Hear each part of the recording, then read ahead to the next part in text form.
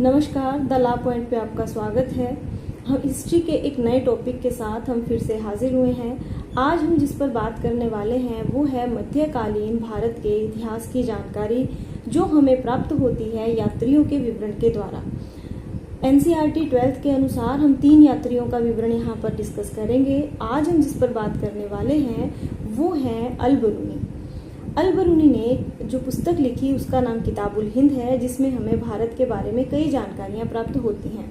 सबसे पहले हम अल-बरूनी के ही बैकग्राउंड के बारे में जान लेते हैं। अल-बरूनी का जन्म ख्वारिज्म में हुआ था, जो वर्तमान में उज्बेकिस्तान के अंदर स्थित है।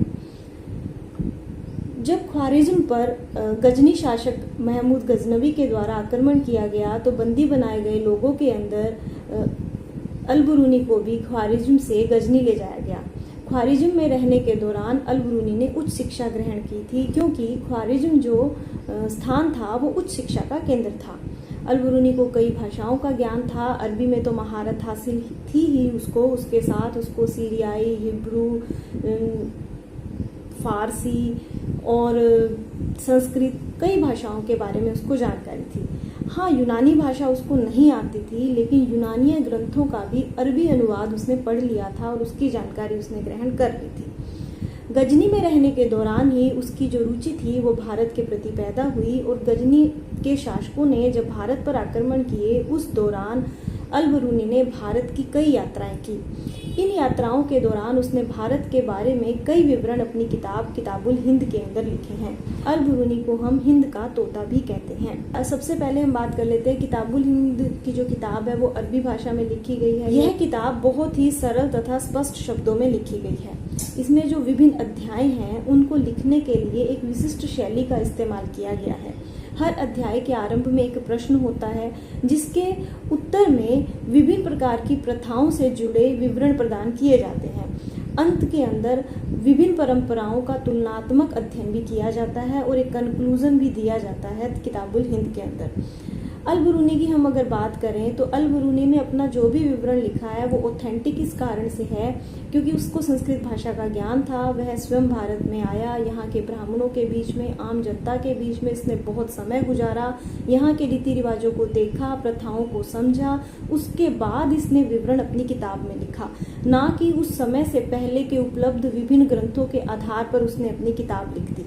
उसका जो अनुभव है उसके स्वयं का है, इसलिए यह अधिक विश्वसनीय माना जाता है। अल-बरूनी जो एक विशेष विवरण देता है भारत के बारे में, वह जाति व्यवस्था का विवरण देता है। अल-बरूनी ब्राह्मणीय व्यवस्था का विवरण बताते हुए कहता है, भारत में जो वर्ण व्यवस्था है उसमें 4 वर्ग हैं, जिस प्रकार से फारस में भी 4 वर्गीय वर्ण व्यवस्था है। भारत की वर्ण व्यवस्था तो वैदिक काल से चली आ रही थी, वो ही है इस समय तक। नंबर 1 पे ब्राह्मण, क्षत्रिय, वैश्य और नंबर 4 पे आ जाते थे शूद्र। इसी प्रकार वो कहता है कि जिस प्रकार से यहाँ पर ये 4 विभेद किए गए हैं, फारस में भी 4 होते थे, जिसमें घुड़सवार और शासक वर्ग होता था। दूसरे नंबर पर भिक्षु, पुरोहित और चिकित्सक माने जाते थे। तीसरे नंबर पर वैज्ञानिक माने जाते थे। चौथे नंबर पर किसानों और शिल्पकारों को शामिल किया जाता था। भारत में एक मान्यता रही उस समय अछूतों की, जिन्हें अस्पृश्य कहा गया, जिन्हें छुआ नहीं जा सकता था, जिनको छूने से हम अपवित्र माने जाते थे। इसको अल-बरूनी मानने से इनकार कर देता है। अल-बरूनी बताता है कि प्रकृति में ऐसी कोई व्यवस्था नहीं है जिसकी अपवित्रता की धारणा को सिद्ध किया जा सके। वो एग्जाम्पल देते हुए बताता है कि जिस प्रकार जो सूर्य है वह पूरी वायु को साफ कर देता है, सभी कीटाणुओं का नाश कर देता है, उसी प्रकार समुद्र में जो नमक है वो उसके पानी को खराब होने से बचाता है। तो प्रकृति के अंदर ये जो मनुष्य के अंदर अपवित्रता की भावना है, इसे वो अस्वीकार कर देता है। जबकि भारत में उस समय अस्पृश्य जातियों को ऊपर के 3 वर्णों की सेवा के लिए माना जाता था और उन्हें एक एरिया से या उन्हें प्रमुख निवास स्थानों से दूर ठहराया जाता था, जिसे अल-बरूनी स्वीकार करने से मना कर देता है। तो ये जो विवरण था ये था अल-बरूनी का विवरण। इसी प्रकार अगली वीडियो में हम जानेंगे इब्ने बतूता ने भारत के बारे में क्या लिखा है। तब तक के लिए धन्यवाद। जय हिंद।